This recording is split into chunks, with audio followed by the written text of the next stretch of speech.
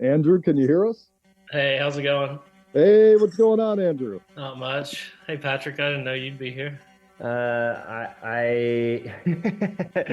Hopefully it's okay. I was asked if I wanted to join, and I was like, I would always love to join Yeah, to talk to Andrew. So it's good to see you. of course. Yeah, you were actually my second Elephant Six band that I saw back in the 90s. I saw Apples in Stereo first, but then I saw you guys open up for Olivia Tremor Control when they were touring the Black Foliage album. That was my big jump into Elephant Six from there. That night meant a lot to me. Cool. Where was that? Detroit, I think the Magic Stick. Oh, yeah, I remember that. Yeah, that was an amazing show. Yeah, I remember that show specifically because these kids came and dropped a note on the stage that said something like they were really angry with us because we were playing too late and they had to be home at a certain time, and they just dropped this note, and it was really angry note about how we ruined their night because we played. I mean, I'm sure we were just playing at whatever time the club had us scheduled to play, but somehow that stuck with me that we angered these. So I'm gonna tell you something. It's entirely possible that it's one of the people that I came with that left you that note. We had to leave that show early. I don't know why they would transfer the blame to us for something that somebody else. What? I'm not in any way saying they were right to have done it. I'm just I was very angry 2 days later at my dad. Oh man! Because you guys were playing at the 400 bar in Minneapolis, and it was the night after my prom, and my dad wouldn't let me go because I'd been up all night at prom and I had a baseball game the next day. So I was mad. I was disappointed as well that week.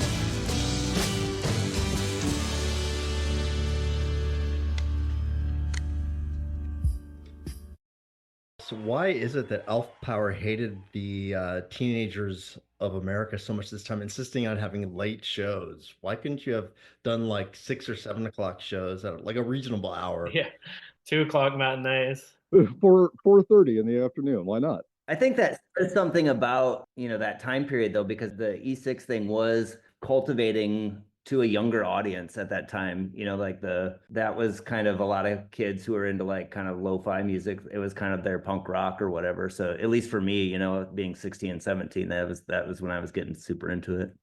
Thing is, it was the weekend. I remember that. It was like a Friday. Yeah. Listen, if that was somebody I knew that left you that note, I very much apologize. It did not come from me, I promise. It's just such a weird coincidence. Yeah. So I guess now that I've offended you by telling by telling you this, I guess let's move on to vainly clutching at phantom limbs, which is an amazing debut album. I would say the first listener to, like, I liked it, but it was like, but I would say each time I listen to it, I get a little bit more out of it, which I think speaks to it. It's deceptively varied. It reminds me of the lyrics in general. Like, I really just like sort of the tongue in cheek, but also kind of like, I don't know if they're making them up as they go along, but I enjoyed the lyrics. They just feel like very honest and raw. They're not trying to be anything but what they are. Yeah. Prior to that, I had played guitar in a bunch of bands growing up. In high school, I played in like some hardcore punk bands and like a band that was kind of a jangly band, like REM type influence band, and also then kind of like a grunge band that when my friends and I were into like the first Nirvana record and the first Mudhoney and Screaming Trees and all that kind of stuff from Seattle. So kind of went through all these different phases in high school of playing in different types of bands. And then when I was in college, I was in a band called Spawn in Athens, which was me and Brian Poole and our friend Raleigh Hatfield and some other friends. And yeah, that was kind of, not sure how to describe that. Kind of like maybe Mudhoney being fronted by Prince.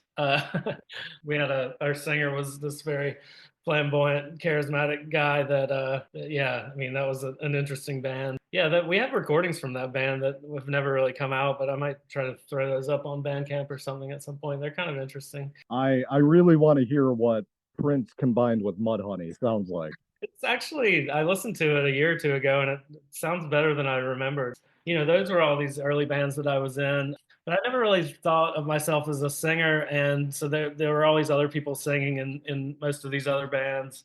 At that point, I just kind of was sick of kind of relying on other people and just wanted to kind of do my own thing. And so I had a 4-track cassette recorder, and really the songs from Vainly Clutching were just kind of me teaching myself how to use this 4-track and trying to learn how to write songs. So basically, I would just kind of put down guitar tracks and put down a crude kind of percussion track, which was usually just like me beating on a cardboard box or something, or maybe a snare drum, and then yeah, I would just kind of freeform melodies over the top of it, and then I would write lyrics and kind of complete the song. And so yeah, it was really just kind of an exercise of me trying to learn how to be a songwriter, like write a full song where I'm singing and creating everything.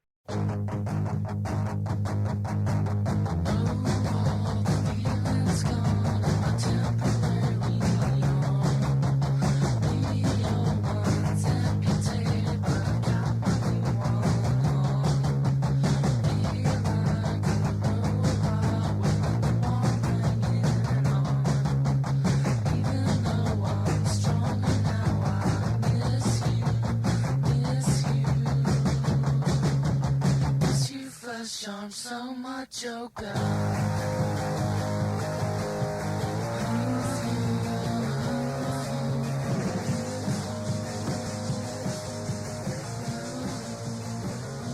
So yeah, that was really the beginning of where those songs came from. And then once I got a bunch of songs together that I liked, I figured, well, I want to get this out into the world. And so there was this punk rock fanzine at the time in the 80s and 90s that y'all may be familiar with called Maximum Rock and Roll. There was a classified ad in the back of Maximum Rock and Roll for this guy who had a record pressing business out of Austin, Texas, I believe. I remember it was called Proletariat Art Threat, which is a song by The Fall, and he would do any number. You could do 10, you could do, most pressing plants back then you had to do a minimum of 500 or something. And so I remember I had enough money to do 55, so we made 55 copies of Vainly Clutching, and then we just bought blank white covers and then made screen printed the front and back covers, and did the insert. So everything was completely handmade. And so yeah, we sold through those 55 pretty quick, and then I remember we pressed another couple hundred and sold through those pretty quick. Then putting all those covers together by hand was getting to be kind of a chore. And so at that point, we Henry Owings, who later has done like Chunklet magazine and stuff, Henry had a label at the time, and he helped us do a pressing. I think my copy is like a 99 repress. Yeah, Arena Rock later repressed it later on, like 99 sounds about right for that. But yeah, Henry's label is called Drug Racer. Oh, I didn't know that was Henry. Yeah. So yeah, the early copies just don't have any label on it. Those are the ones that we just made by ourselves. And then there's the Drug Racer ones, and then there's the Arena Rock ones. So those are kind of the three. And now Orange Twin has repressed it. So I guess there's been like 4 different pressings. Yeah, they just did that, what, about a year and a half ago, 2 years? Yeah, for sure. We went out to the state fair. The lover boy was playing there. We wanted to watch them rock.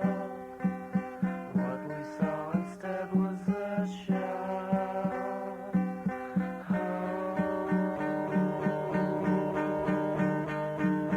Working for the weekend and hot girls in love.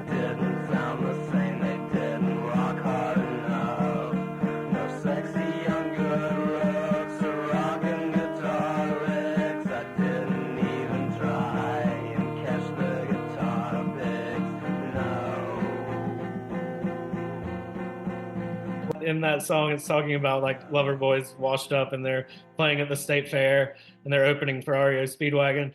I saw 2 years ago, Loverboy was actually opening for REO Speedwagon like in 2022. Not at a state fair, but close enough. So I was like, I took a screenshot of, I saw this ad on some website and I sent it to Laura Laura Carter, and I was like, look, it came true.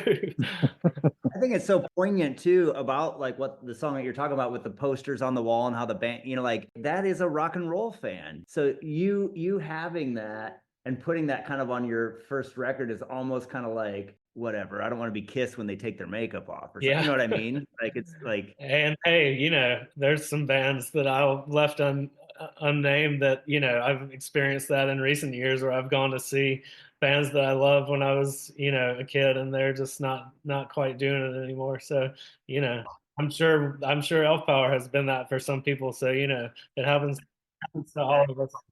I've got the liner notes from the album in front of me, and it's got just after Loverboy's demise, it's an old Loverboy fan goes to see the band in 1994 and discovers that his youth has eluded him. Hey, I'm not too proud. I'll play the state fair circuit. Pay me 10 grand a show. I'll sell out for the state fair. I think of this album as kind of a proof of concept of what would come for not even just yourself, but for basically the collective as a whole. Like you proved very early on that this is something that you can do and you can make a great piece of art by yourself with a 4-track, or just with a couple of friends coming in, and you can make something amazing. And it just grew and grew from there. Yeah, I mean that's why it was kind of amazing I remember when we met. Well, first of all, I mean after people were interested in, we got the good response to the record, then I was like, well, I guess I need to form a live band to actually play these songs. And so then I got Laura Carter and Brian Poole and our friend Raleigh Hatfield, guy Joe Benz played drums. And so we, most people do it the opposite way, where they put together a live band first and then they record, but we kind of did it the reverse of that. And so, yeah, and then I remember when I met Will and Bill from Olivia, Olivia was playing at a party here in Athens with a friend of ours band. And we, I thought they were a great band. And we traded, I traded them a Vainly Clutching LP for, they had the first 2 Olivia singles, the split with the Apples, and then the other single. And yeah, that was a real revelation to see that other people in Athens were doing 4-track recording, because everybody else in town was, you would just go to one of the studios in town and record. And Elf Power actually tried that early on, and it just didn't. It sounded too slick and too professional. And the Olivia guys had done the same thing. Their drummer Kelly Noonan ran a recording studio, and they did some recording in her studio, and it just kind of sounded too just kind of normal rock band, although I'd love to hear those. I remember asking Will a couple years ago to hear those recordings, and he couldn't put his hands on them at the time. But there's something to be said for having just kind of infinite time to kind of try overdubs. And that's one thing that I know I've always talked about with Will and Bill and all the other Elephant Six people, is that like you spend more time on stuff that doesn't work than you do on stuff that does work. And like I'm totally fine with spending 6 hours chasing some crazy overdubs that then we don't end up using at all. I mean, that's just kind of part of the process. So whereas some people would get kind of, that's kind of a morale zapper for some people if they spend a lot of time working on something that doesn't work. But for us, it's just always been like, oh, well, we tried that and it didn't work. Let's try something else,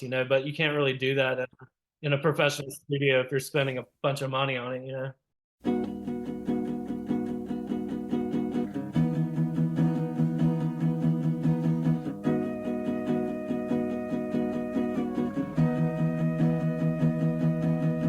Rage against the wild secret forces that betray you.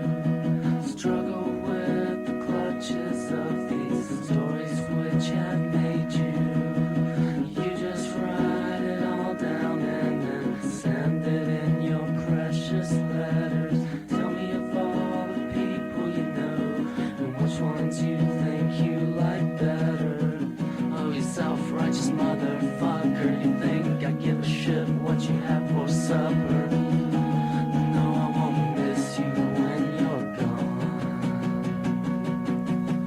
just go away and leave me alone, man. And don't fucking call me on the telephone, man.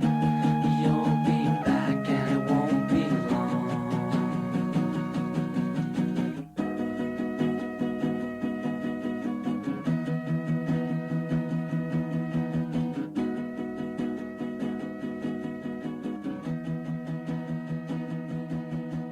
Falling and tumbling. I was kind of joking with Matthew about how he shouldn't get upset if I want to spend like most of the time just talking about the song Circular Malevolence, but here I am. I can't imagine.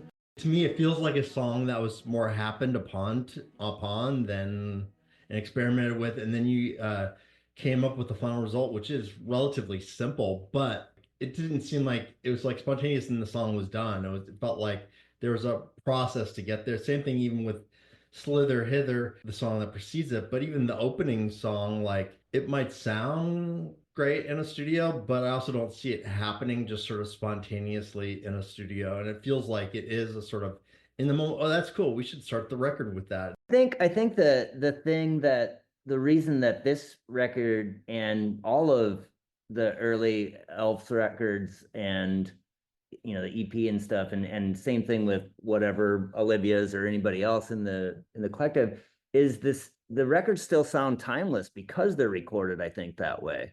Cannot tell that something's got some sort of like new digital effect that every studio in 1995 was messing with. And I think too, it's every Elves record, it doesn't matter kind of what style you're choosing to be, which you guys, everything from like folk rock to psychedelic to industrial to punk rock, like your records are very vast, and this one is too. But you can tell like that you have great taste, because the way that a song might sound like the Violent Femmes, then it might sound like a punk song, and even on the early 4-track stuff, it's mixed so well. Like every time there's a guitar solo on an Elf Power record, it's a guitar solo that like hits you in the face. It pops. Yeah, like the level of the guitar in the mix is so, it's like louder than the vocals, and it's like that's the one thing I've always loved.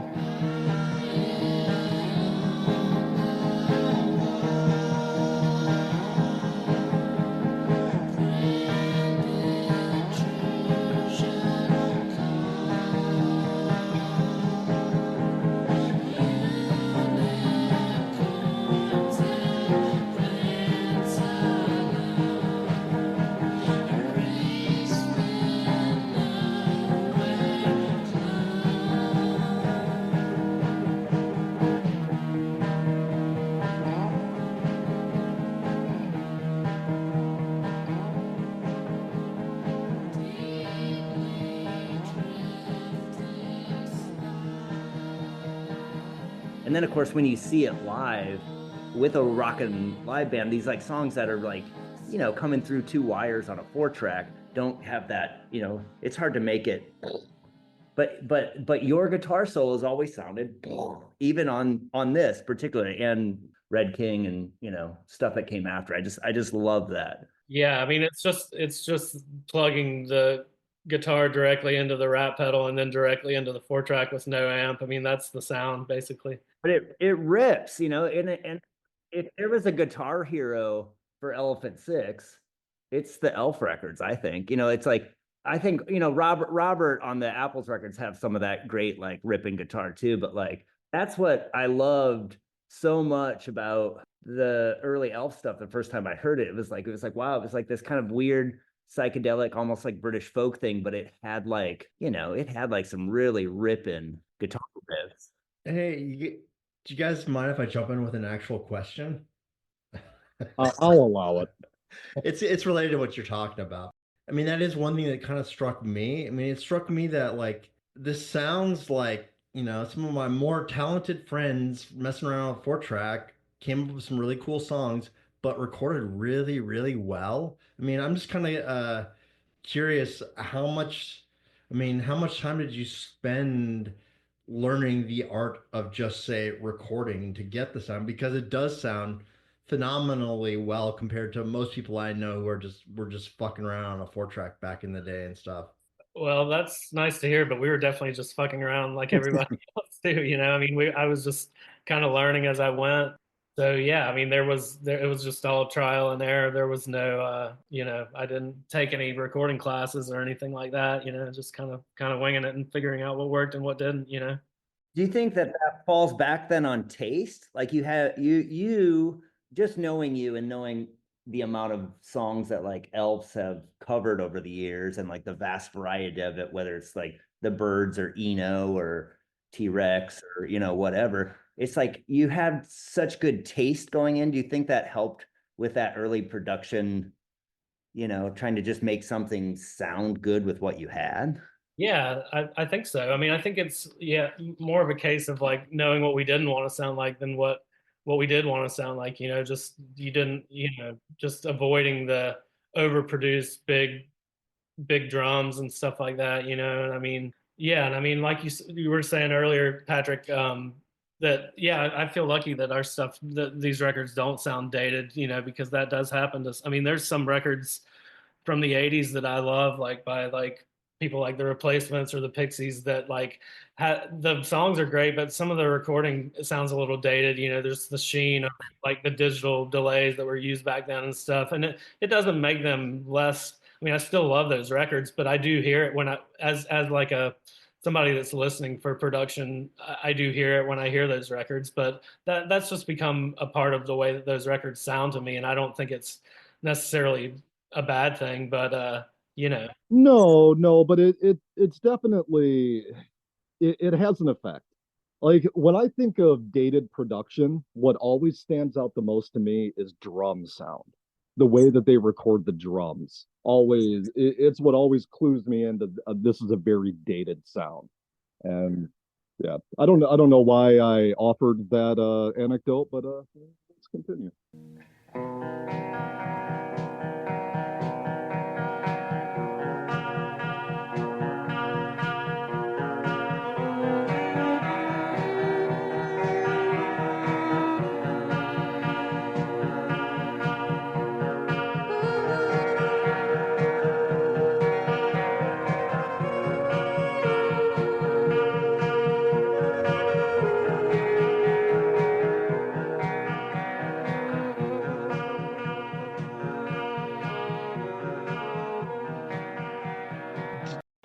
As you mentioned earlier, just sort of spending 8 hours on a song. Do you think it's just sort of like an obsession with getting the song you want that you have in your head, or was it just dumb luck? Or I mean, how many songs would you do say in a day, I guess? I mean, usually not any more than two in a day, you know. I mean, I don't think, but I mean, yeah, I think there were a lot of songs that didn't make the cut. There's probably, maybe 20 songs recorded during that time, and then I picked the ones that I like the best for the album.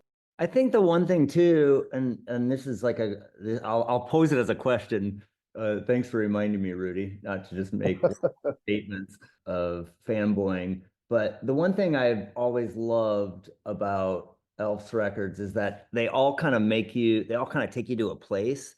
They all are very cohesive in sound and production wise, even if the songs are vast in style. It sounds to me like you were just recording songs, trying to figure it out, and all of a sudden, like an album appeared. Is that something you kind of took on then later, like with like Red King and stuff like that? Because they all your records have a sound, and have like a place that they take you to. They do feel of a piece, like every song on the album feels thematically tied to that album. Yeah, I mean, I think I try it when I'm writing kind of, I mean, maybe a bit more unconsciously, but I try to be aware of stuff like that and kind of like, having themes that tie the songs together. But yeah, so I'm sure that's kind of in the back of my mind when I'm writing songs and stuff, you know. Do you ever like when you are making a record or like a new record or something, do you ever try to like whatever, get a new instrument or like be like, oh, we're going to record this way just to make it sound different? Because all your records too, even though it's like you can tell it's internally you because of your voice and songwriting, but they all kind of have a different vibe to them. And is that more like what you're listening to at the time, or what you're trying to achieve, or what would you say about that? No, I mean, that's a good question. I mean, I think we are always kind of aware of not wanting to repeat ourselves too much, but now that we've done 14 albums or whatever, it's like kind of inevitable that you're going to kind of have a sound or whatever. But sometimes I will catch myself, rewriting something, and then I'll realize, oh wait, was too similar to that song 3 albums ago or something. But there's just so many songs now that it's kind of, you just kind of have to be on guard with that sort of thing. Although, I mean, I'm a huge Bob Dylan fan, and he's rewritten, similar songs many, many times, and it doesn't really bother me because he's just, people have their sounds, and I've thought about what if we did like a dub reggae album next, just to kind of do something totally different. But I think it would just be too, I mean, it would be a fun exercise, but it wouldn't be authentic. It wouldn't be authentic. It may feel contrived. Yeah, contrived. That's the word.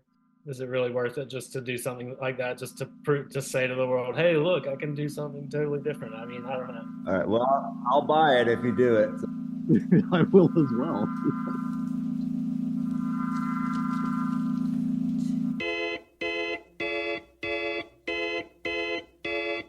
I know that you believe that what you watched on TV was just another clue that they wrote for you. Yes. Do-be-do-do-do. At least that much is true. Do-be-do-do-do. They wrote it just for you. Do-be-do-do-do-do. They showed it on the news. Do-be-do-do-do-do. For people just like you and me, who like to believe that what we receive is true. All right. Happy summer, everyone. It is that time again where we transmit straight to Athens, Georgia, to the headquarters of Elephant Six, where Kelly Hart is waiting to give us all of the news. Kelly, I know we've been trying to ask for things, news on a certain thing. I'm just going to give up on that. So what else? What do you got going on down in the E6 world? Hey, Patrick, let's talk tour dates. It's summer, everybody's on tour. Of Montreal are on a big nationwide tour. They're right in smack in the middle of it now as we're talking. It goes until August 8th.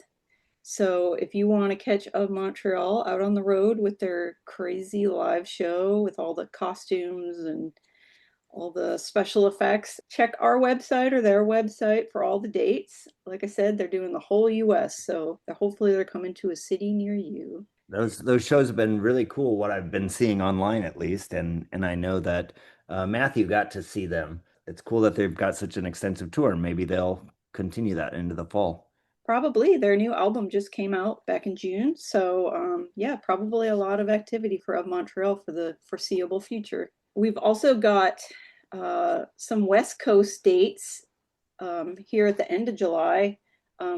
Giant Day coming out west, opening for Black Moth Super Rainbow. So if you're on the West Coast, this is maybe your only chance to catch Giant Day in your neck of the woods.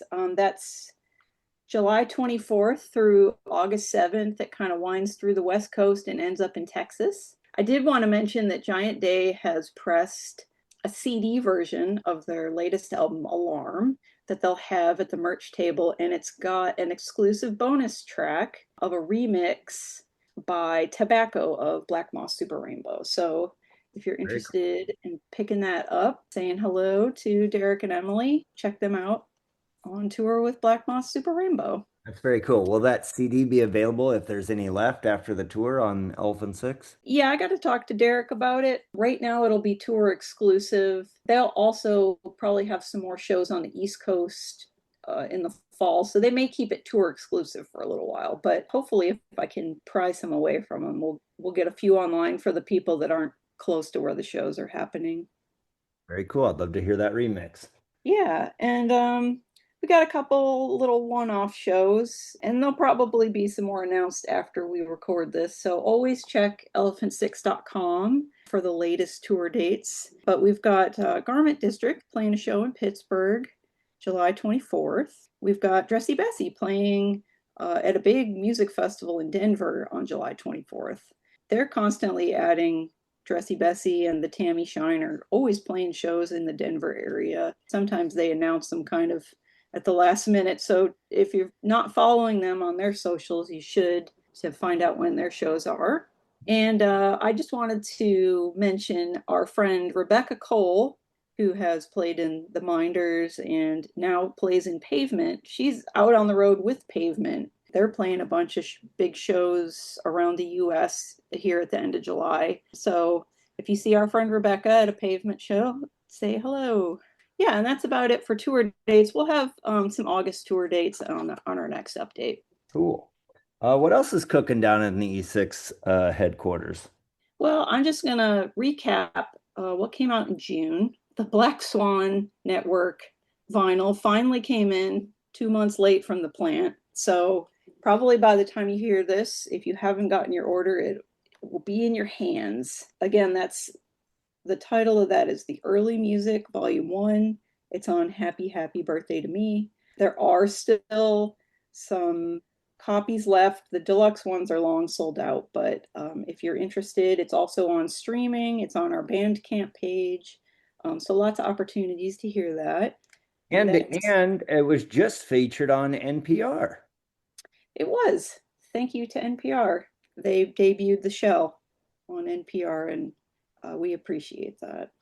Very cool. I got a late night message from our friend Ron, who worked on that record. So yes, and also thank you to Ron Quasman for his work on that release. We got some really cool stuff from the archive for it. So yeah, so that was a June release. Also, I mentioned earlier the Of Montreal has, what is it, their 15th records. It's out now. They're on tour of Montreal. And then there was a reissue of the Ladybug Transistor, Beverly Atonal, on the Spanish label Dust and Memory. So there's a very pretty blue vinyl reissue. That's been out of print forever. So that's great to see that back in print as well. And you can get that on, you can order that through their Bandcamp page. Yeah. And then July's a little slow, but that's okay. It's hot. Everybody's tired. July, we've got a release from an Elephant Six adjacent band, Go Public, which is Sean Rawls of Masters of the Hemisphere and Adrian Finch, who at one point played in Elf Power and I think in Masters of the Hemisphere as well. So they have a new album called You Are Traffic on Happy, Happy Birthday to Me. That's coming out July 24th. Very cool. Yeah, so July a little slow for releases, but that's okay because the fall is where all the releases are laying, I think. I also wanted to mention that in August, there will be a new Great Lakes album called Fear of the Fear. I don't have the exact date in front of me, I'm sorry, but there will be a trio of album release shows in Catskill, New York, Philadelphia, and New York City. And those shows will be with Garment District and Giant Day. So that'll be a cool triple bill celebrating the release of Ben's new record. That's very cool. That's kind of like an old E6 tour where there's 3 E6 affiliated acts on one bill. So that's very cool. Yeah, so that's about it for new releases right now. I did also want to mention that I mentioned on the last news segment that we were launching some jigsaw puzzles. And in classic Elephant Six ways, that has also been delayed. I'm still waiting to hear when they will be shipped from the manufacturer. So hold tight. More on that later. Isn't that fun when release dates are set and then you get to release it later? So the puzzles will come. Yes, they're coming. I don't know when, so I probably should not have announced that as early as I did, but live and learn. Oops. That's okay. One time for my birthday, my friend got me a promo CD of Duskett Cubist Castle, and I noticed on the promo CD that it has a different release date than the actual release date. So there's a lot of puzzle pieces, that need to be put together to put something out. So It's true. It's true. Yeah. And it seems like just lately there's just been a lot of manufacturing delays. So please be patient with us. We're doing the best we can. one thing I know about Elephant Six fans, it's that they can be patient for great things. So you always grant us with the things that we have been patient for. So It's true. Your patience will be rewarded. all right, prove it. And I have one last point for my news this week or this month. I've mentioned it before, but the Elephant Six documentary is coming to Japan. There will be screenings at 20 plus theaters beginning July 31st. So if you're in Japan and you haven't seen it, now is your chance to see it on the big screen. And at some point after that, there will be a Blu-ray release with Japanese subtitles. So look for that. I don't have all the details on that yet. Also, there will be a special screening in Tokyo on Saturday, August 1st. It's at the Cinemark in Shinjuku.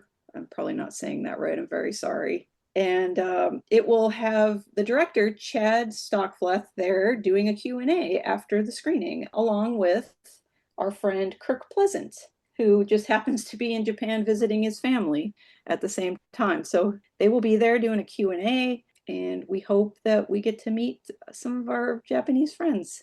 That is very cool. And 20 theaters is a lot. That's very cool that it's showing in that many places. So yes, hopefully our friends in Japan will get to see it on the big screen. Because I still have never seen it on the big screen. Yeah, I think elephant6movie.com will have updates, and we'll try to get some on the Elephant Six website as well. But yeah, the details are still kind of coming in, so we'll try to get that information out there for everybody. Cool. Well, again, I know we've been very patient, and I've been asking for months and months and months, and I've been waiting for years and years and years. Is there anything else that could possibly grant my patience with a fun surprise? Kelly, thank you so much. And for all the other Elephant Six news, we will see you next month. We'll have lots to talk about for the fall.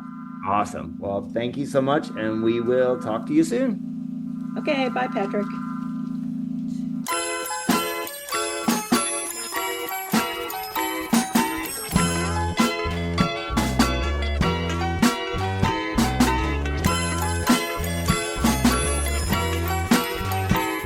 I know you believe the fucked up things that you read are gonna happen. Yeah, it's not gonna happen. I know you believe the fucked up things that you read are gonna happen. Yeah, that's what they want you to believe. I know you believe the fucked up things that you read are gonna happen. Yeah, yeah. I know you believe the fucked up things that you read are gonna happen. Yeah. It's not like you stop putting out records. I mean, you continue. I mean, there's still sort of this commonality. There's a same sort of sound and tone to all of the records. Just hearing the I guess the technical side of it improve over, but it's still. I guess I'm just kind of curious about sort of that, because even on, I want to say it was maybe 2018 or so was the last release. I mean, there's even songs that have a very sort of lo-fi feel, but feel like they're maybe recorded on much better equipment, or even in a studio, or I don't know, but there's still sort of that same approach. I guess I'm kind of curious about that. Yeah, I mean, I'm still using the same digital 8-track that I've been using since 1998, I think. So, I mean, we still do a ton of home recording. I mean, this album, our album that we're working on currently, it's pretty much all home recorded. Everybody's got their own home recording setups these days, and we just kind of send stuff around, and people add their own stuff. And yeah, but the last couple albums have been more of a mix of home recording, and then we'll do some stuff in, there's a studio here in Athens called The Glow that we've been working at for a couple records. But this one so far, we're just kind of doing it all at home. So Do you think that you guys, out of all the E6 bands, I guess maybe you could throw a Montreal in there because Kevin keeps putting out records and everything too. But you guys are kind of like at this point the Guided by Voices of E6. You've put out kind of the most records, the most songs, have toured the most, and stuck to the one thing. You know, you guys never. It was always been, you know, Elf Power. You didn't go and make a June Bugs and the Spiders band or something. yeah, I mean, I guess there's been tons of different people in and out of the band, but it's always been called Elf Power. But that's just kind of, since I started it as a songwriting project, I figure I'd just keep the name. And I feel like even though there's different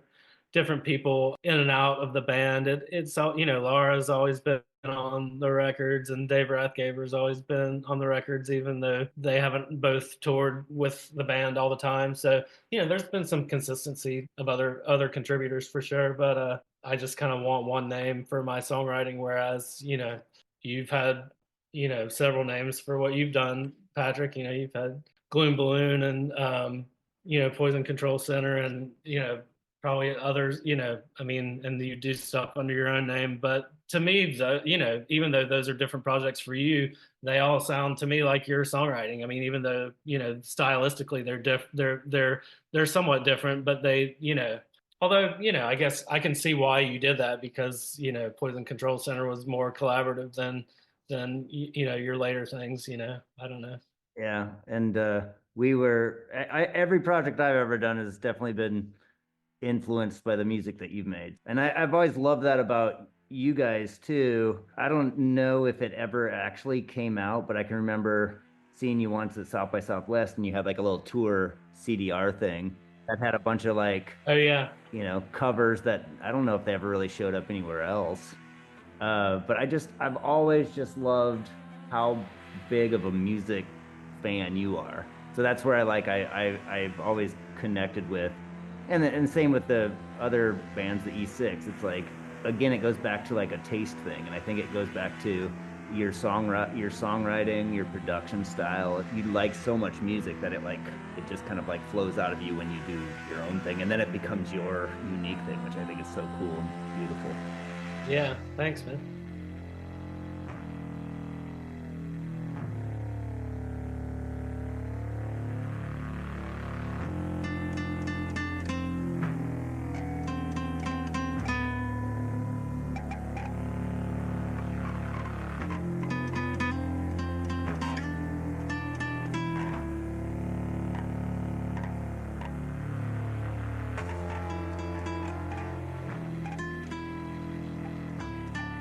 So I'd like to ask, as I teased before, I'd like to ask a question or two about just the song Circular Malevolence, just because I really like that song. I mean, lyrically, I mean, it obviously sounds like it's from a younger place, but there's also something so raw and sort of like awesome about it that I really enjoy. Every single time I hear it, it gets me sort of amped up and makes me think of people who I had a lot of sort of rage towards, including myself, actually. Also, I was like, I've wondered, is this song written about himself in a certain way? But I don't know, because I feel myself talking to myself. I'm just kind of curious. Rudy wants to know, who is the self-righteous motherfucker? I'll never reveal it, because I'm still friends with that person to this day, and they would probably get offended. All right, fair enough. But I think you use the word rage, but it's more like extreme annoyance, I would say, with the person. It was somebody that, it is somebody that I liked a lot and loved, but they just annoyed me, and so yeah, that's where the lyrics came from. But yeah, I'll take the secret to my grave. You'll never find out. I used to work for Yelp, and so every day part of my job was to get on and see who in Central Iowa was Yelping. And so every time I would see a picture of somebody's what they ate for dinner, I would say that line. I was like, you self-righteous motherfucker. I don't care what you ate for supper. You know, like, because it's like 20 photos of a burger. Yeah. It's the perfect song for the Instagram age. Yeah. It is. It's like, who cares what you're eating for dinner? Yeah, it's so good. Yeah, I know. I was like a soothsayer. I foretold it by 20 years, you know. But to me, that sounds like it sounds kind of like a snotty Violent Femme song. You know what I mean? Yeah. I I love the Violent Femmes. Those first three albums especially were big albums for me. So yeah, I don't know that I ever consciously, thought of that, but definitely the acoustic nature of some of the early Elf Power is definitely influenced by Violent Femmes.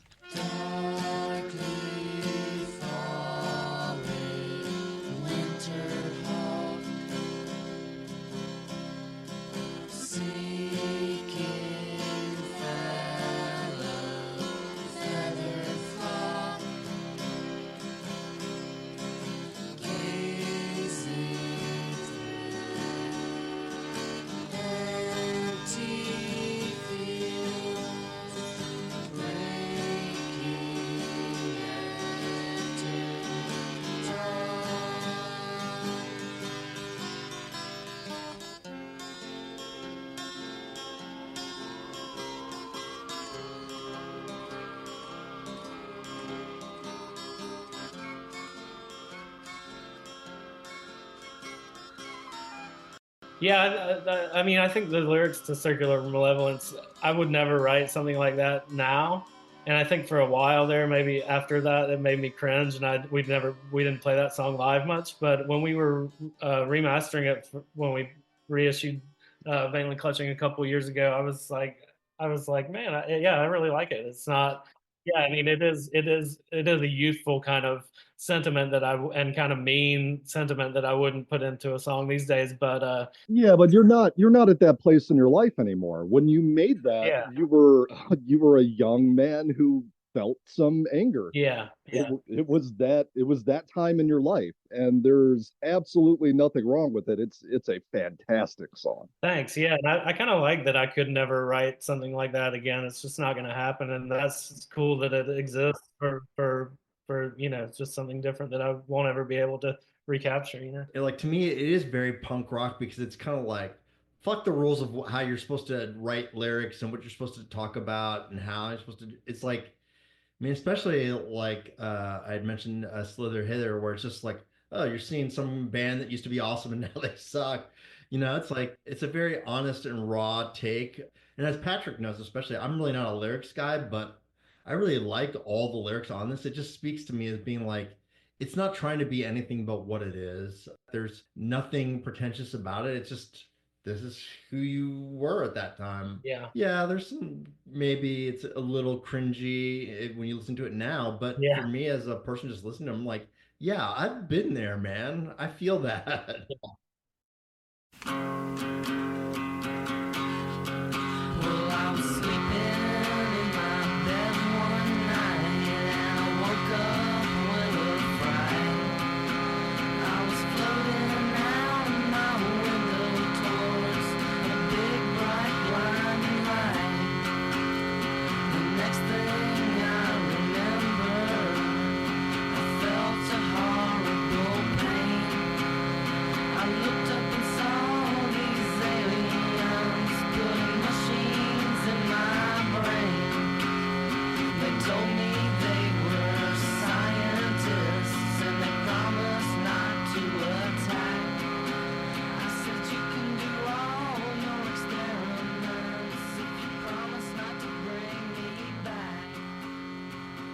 Well, I would feel remiss to not point out that since we mentioned Loverboy, I mean, they essentially, I mean, the prime of their career was about 30 years, and then they started hitting the state fair trail. You guys have managed to avoid that. So in some ways, you've surpassed the idols of your youth. You're looking at 30 plus years, and you've yet to hit a state fair, as far as I know. I mean, unless you have plans. I will say that one of my first shows was actually at a state fair, and I went to go see Weird Al. And this was in like the late 80s. He later went on and had number one album, several successful albums actually. hit songs on the radio and all that. So you could be the next Weird Al. I do like Weird Al. I mean, what's not to like? I mean, who can hate on Weird Al? You'd be a fool. Yeah, no shit. Yeah.